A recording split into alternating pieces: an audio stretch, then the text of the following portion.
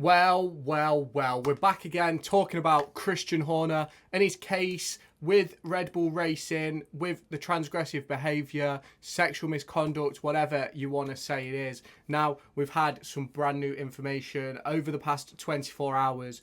Ford have put out another statement, so shall we get into it? I'm going to link on screen a tweet to basically the statement from Ford, which then has a further tweet link into the article. So if you want to go and find that, you can. That'll be on screen as I'm talking right now. And it's getting a bit antsy, in my opinion. Ford are obviously a family-run business. They made a statement a few weeks ago asking for some transparency and saying basically that they aren't happy with the way things are currently going. They hold themselves to certain values, and it appears that Red Bull weren't very transparent, haven't given them much of an update, and is it going to put the 2026 contract in jeopardy? Now, testing's done, the F1 season is here. Make sure you hit that subscribe button to stay tuned to all my F1 previews, practice reviews, qualifying predictions, and race reviews. So hit that subscribe button down below or in this corner over here, and I'll catch you at the end of the video.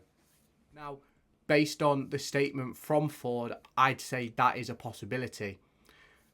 It's a high risk that if Ford and Red Bull don't come to some sort of agreement right now over what is going off, and Red Bull don't provide some transparency, that deal could be null and void, could be shut down. Now, Ford have made it clear about their intrinsic values as a company and how they want to be perceived reputationally, and I think the way Red Bull are handling this case, especially in light of this new evidence information, which I'm going to get into in a minute, I think it's putting Red Bull into a bad light. Now, personally, I've always believed Red Bull to have a reputation of toxicity and things like that. And it's like you go to Multi 21, you look at how 2021 was dealt with as a Red Bull organisation, some of the things that they said towards Mercedes and Lewis Hamilton, and it's like, or from what I've experienced as a fan. Now, yes, I follow Mercedes because of Lewis Hamilton, but I'm not a Mercedes fan. So it's sort of,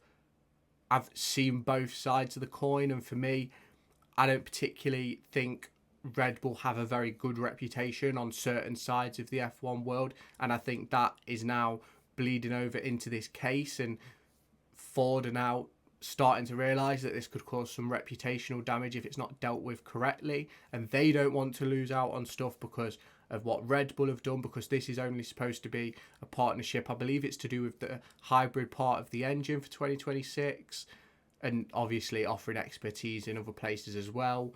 But it's, for me, I think Ford are on the right lines here, and I think as much as Red Bull are trying to sweep it under the carpet, the F1 world isn't letting them. Ford aren't going to let them. So let's just see what goes on over the next few days. I'm hoping that as a result of this evidence, which I'm going to put a link, well, it's not a link to an article, it's going to be a screenshot of an article which I read yesterday saying that there's over 100 pieces of evidence to Christian Horner about this case. Now, for me, I don't understand how he stayed in post. I don't understand why he's not been suspended. Now, granted, this evidence might not have come to light straight away, but for me, if there's any sort of evidence, he should have been removed from his position until the investigation was done. In my opinion, that's what usually happens in these sort of cases.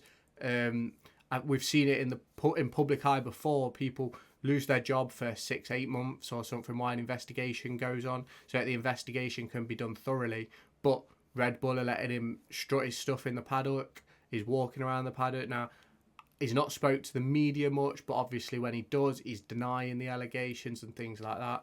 Obviously, I thought it would have been done before testing. I think I said that in my previous video about this. But obviously, it's not been done. We're now on the 26th of February, and it still isn't done. We're heading into the start of the season this weekend, and I think whatever happens this weekend, the overstated fact is going to be what's going on with Christian Horner. It's not going to be about what's happening on the racetrack. You could have a Williams win the race on Saturday, but the overlying thing is going to be what's happening with Christian Horner. So for me, I think it needs to be resolved quickly. Hopefully it's resolved this week before the season starts. because then I think whatever happens, people know, people can make their own judgments once it's put into the public eye. Now, for me, if there's 100 pieces of evidence, there's no smoke without fire, so something will probably stick with that.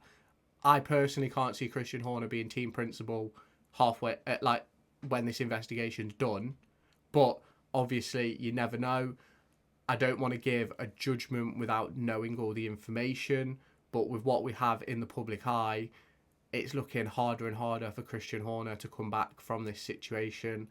Now, we saw at the weekend, Pierre Wash was with talking to Fred Vasseur, and now obviously he's been linked with a move away amid all this controversy with Christian Horner. Whether it's linked or not, who knows, but Wash could be heading to Ferrari.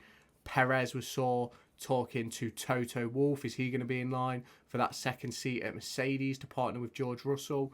There's a big potential in that move, obviously. So it's a big deal going around in F1 right now. Everybody wants this Horner investigation done and finished. And I think you watching this, you and I think we can both agree that we'd rather it just be over and done with, so that everybody knows where they stand.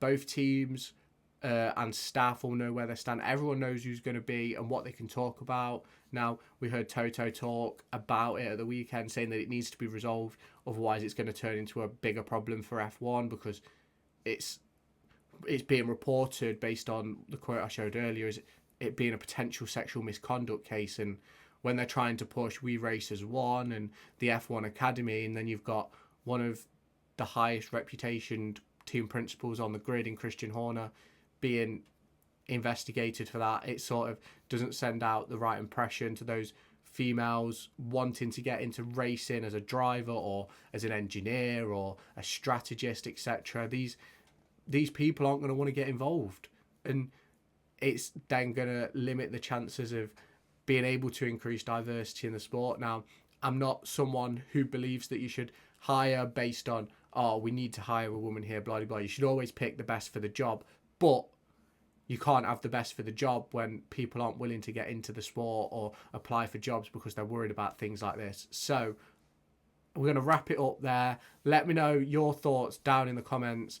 It's a bit distasteful for me at the minute, and I think it really needs resolving before practice 1 on Thursday.